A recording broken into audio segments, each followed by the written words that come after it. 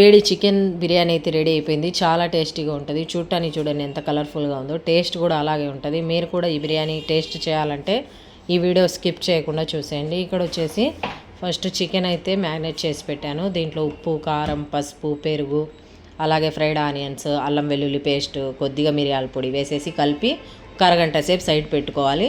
తర్వాత కుక్కర్ పెట్టేసి cooker process చూసేద్దాం. ఇక్కడ వచ్చేసి నెయ్యి, కొద్దిగా ఆయిల్ వేసాను. అందులోనే లవంగా, చెక్క, బిర్యానీ ఆకు వేసి అది కొద్దిగా ఫ్రై అయ్యేలోపు ఉల్లిపాయలు అయితే కట్ చేసి వేసేసాను. అవి కూడా లైట్ బ్రౌనిష్ కలర్ వచ్చాక అందులోనే మనం ఫస్ట్గా మ్యారినేట్ చేసి పెట్టిన చికెన్ వేసేయాలి. వేసేసి చికెన్ కొద్దిగా పచ్చిగా ఉంటుంది అనుకుంటే కొద్దిసేపు కుక్కర్ ఒక్క విజిల్ వచ్చే వరకు అయితే ఉడకనివ్వాలి. ఇలాగా చూడండి ఉడికిపోయింది. ఇది ఉడికాక ఇందులో టమాటా, పచ్చిమిర్చి, కొత్తిమీర, పుదీనా కూడా వేసుకోవచ్చు. నేను పుదీనా వేయలేదు, అది ఆప్షనల్. ఇప్పుడు కలుపుకొని బాగా ఇందులోనే మనం ఫస్ట్గా కడిగి పెట్టుకున్న బాస్మతి రైస్ అయినా పర్లేదు, మామూలు రైస్ అయినా పర్లేదు, ఏదైనా టేస్ట్ అదే చాలా బాగుంటుంది. నేనైతే బియ్యం వేసేసాను.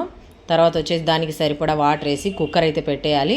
ఫుల్ విజిల్స్, పెద్ద మంట మీద 3 విజిల్స్ రావాలి. తర్వాత కొద్దిగా సిమ్ చేసి ఒక 2 విజిల్స్ వచ్చాక స్టవ్ కట్టేస్తే వేడి వేడి బిర్యానీ అయితే రెడీ అయిపోతుంది. ఓకేనా? వీడియో నచ్చితే లైక్ చేయండి, షేర్ చేయండి, సబ్స్క్రైబ్